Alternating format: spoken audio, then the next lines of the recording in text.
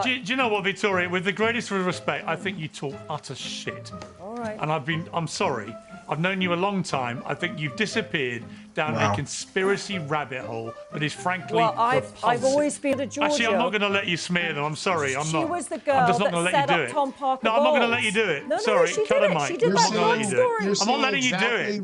I'm not letting you smear these victims anymore. You don't give a damn about these girls. You don't give a damn about these victims. You think it's fine to smear all of them. You admit it. You proudly admit it. The problem we have is that we're giving voice to people like Miss Harvey. I'm not Miss Harvey. I'm Lady Victoria, actually. Oh, okay, Miss Harvey.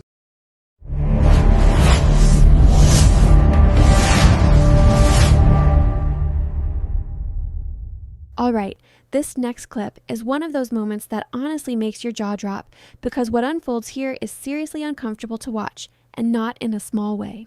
Before we dive into the full story, comment where you're watching from and don't forget to like and subscribe so you don't miss the next one. So here's what's happening. In this debate, you actually see Piers Morgan stepping in and forcefully pushing back, defending the people he believes deserve to be heard. And sitting across from him is Lady Victoria Hervey, who has openly defended figures tied to the Jeffrey Epstein case, including Prince Andrew.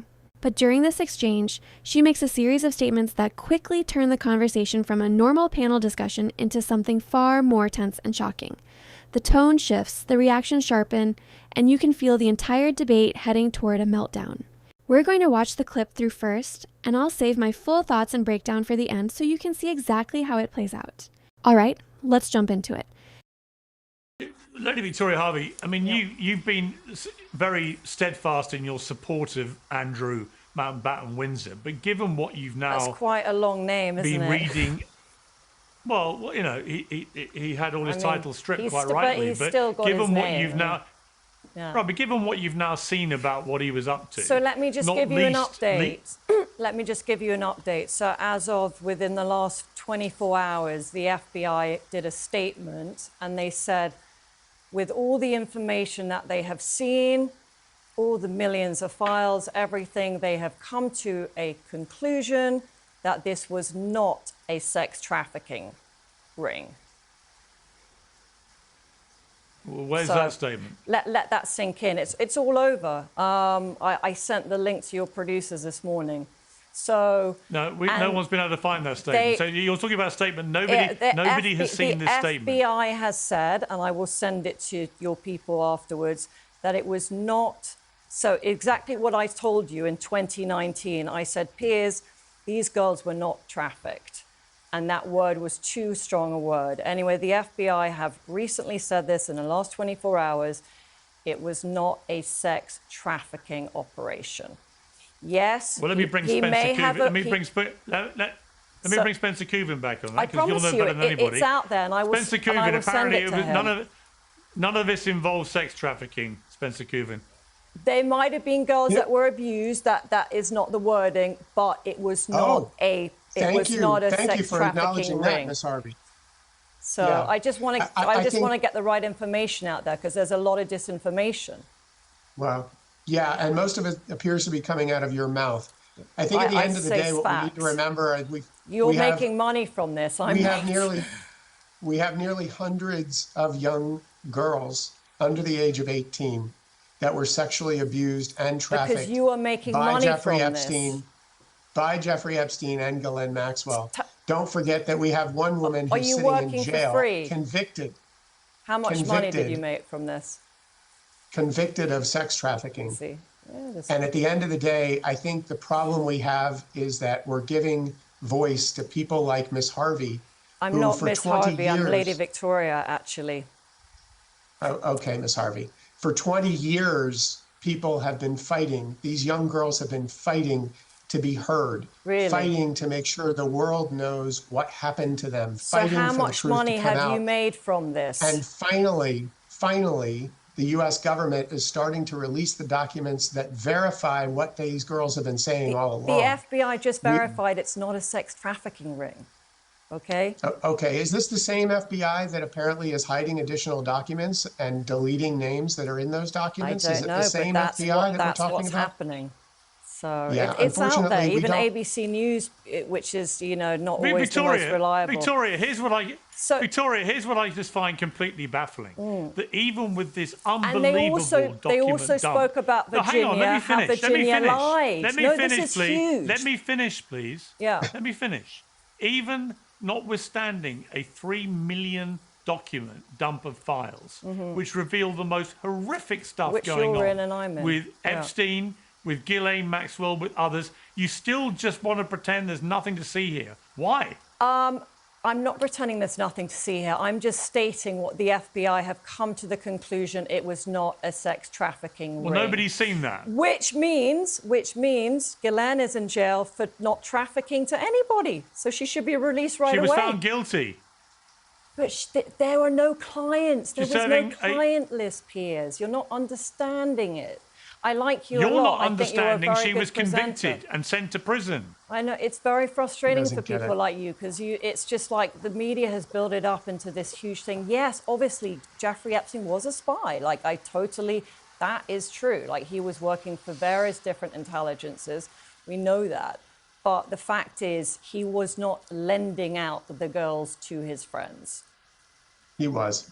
Really? We know that he was. Everybody knows he was. So I don't know what your name is, the lawyer, but you obviously made a lot of money from this. Can you tell us what you made from this? Can you tell us what you've done with Mr. Andrew? Can you tell us about your relationship with him and what he's told you? I haven't seen him in many years. Why don't you talk to us about what he's admitted to you? I'm defending him because I know he is not guilty. And you know this because he told you this? How do you know that? He talked to you about it? I know. I've been very good so far. I was right about COVID. I was right about the vaccines. I was right about BLM. I'm right about this. All right, Katie Nicholl, let me bring you back in here. What is so febrile this scandal, and the thing for the royals that's so difficult, they don't know what's left in these files to come out. They don't know how bad this could still get, even from this terrible position they're now in. It could get a lot worse. Almost every day brings new revelations. The revelation this morning that Andrew was leaking his secret information as a trade envoy for Britain to a convicted paedophile, that alone is unbelievably damaging to the reputation of the royal family. It's an act of treachery. Well, it is, and you know, we've all seen how it's ended up for Mandelson, and I'm afraid that Andrew is not exempt for that. These are, as you say, new allegations. They've only surfaced today. As we know from the statement, which I think is broken while we've been on air out of Buckingham Palace, we know that the King, the Queen, all members of the royal family will cooperate with Thames Valley Police as and when they need to. The royal family, as I said earlier, are in a very, very difficult position. I think almost a position like the rest of us. They have to wait and see what's going to happen next. Is Andrew going to go over to the States and voluntarily testify? Of course he's not. If the Met open up this investigation, then he will have to answer questions.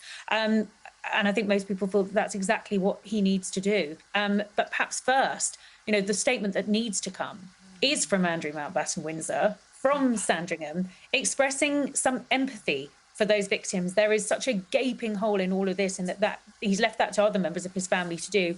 He should absolutely be doing that. And I'm quite astonished by some of the things that Lady Victoria has said on air. I have to say, I think all of our feelings and empathy need to be with those girls. When you hear how young they were, it's truly terrible.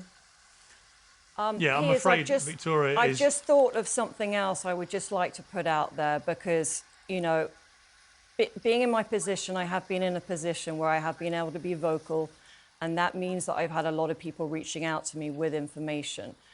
A couple of months ago, I had a British girl reach out to me, and she said that her and her friend met Jeffrey Epstein in Virginia the weekend of March 10th, 2001, at the Dorchester Hotel. Virginia lured them to Jeffrey's hotel. She made the girls lie and say that they were 18 years old. One was 13, one was 14. They actually signed NDAs with Virginia, and David Boies paid them off. Now, They're too scared to come out. Well, unless you've got evidence for any of that, I'm not going to just allow you to spew any cock and bull conspiracy theory that has come to your mind. Once David Boies, it might take to the point where he passes away, and then I feel like the floodgates will open, and all. Well, you know what? David Boies might well sue you. David Boies might well sue you over what you've just said. Well, it's a very serious defamation. In touch with the Metropolitan Police. So what I want to tell you is, I'm very much in touch with the police, literally on WhatsApp, and they know a lot of information that you guys are not privy to. But do you know what, Victoria? With the greatest respect, I think you talk utter shit. All right. And I'm sorry. I've known you a long time. I think you've disappeared down a conspiracy rabbit hole that is frankly repulsive. I've always been right about my conspiracies. You were wrong about COVID and you were wrong about the vaccine. You don't give a damn about these girls. You don't give a damn about these victims. You think it's fine to smear all of them. You admit it. You proudly admit it. And I think it's shameful. Why would I feel sorry for people that are liars? We now know from these documents just how disgusting the scandal is, and yet still you come on shows like this and you're still in total denial for reasons that completely baffle me. Can we talk about the quality of girls? So Anushka Giorgio as an example. You know what she did? Like, this is the caliber of person we're talking about. Anushka Giorgio. Actually, I'm not going to let you smear them. I'm sorry. I'm not. She was the girl that set up Tom Parker No, I'm not going to let you do it. Sorry, cut it, Mike. She did that whole story. I'm not letting you do it. I'm not letting you smear these victims anymore. I'm just not going to let you do it. Just cut her off. And this is where the entire discussion completely falls apart. You can actually hear the frustration boiling over as Piers Morgan finally snaps and openly calls out what he sees as conspiracy-driven claims. He basically tells Lady Victoria Hervey that she's gone so deep into defending these positions that she's no longer engaging with reality. And from that moment on, the exchange stops being polite television and turns into a full confrontation. Because once the conversation shifts to the victims, the tone changes instantly.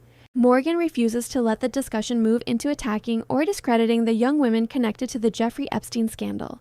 He interrupts, pushes back repeatedly, and makes it clear he's not going to allow the narrative to turn into blaming the victims or questioning their character on air. And the more this happens, the more tense the room becomes. Even something as small as correcting how she should be addressed, insisting on lady, just adds to the surreal atmosphere of the moment.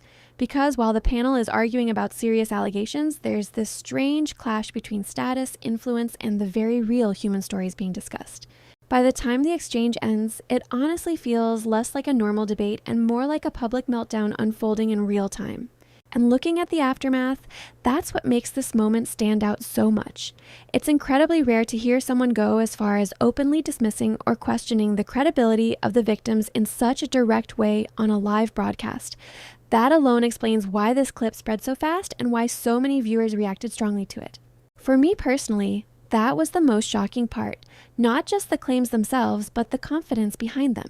When you look into some of those statements afterwards, many simply don't appear to have clear public evidence supporting them, which only made the whole exchange feel even more explosive. And yes, it's not something people say often, but in this specific confrontation, Morgan clearly positioned himself on the side pushing for accountability and defending the seriousness of the allegations. Whether people normally agree with him or not, in this moment, that's how the exchange played out. Honestly, it's one of those television moments that leaves you sitting there afterwards thinking, did that really just happen on air?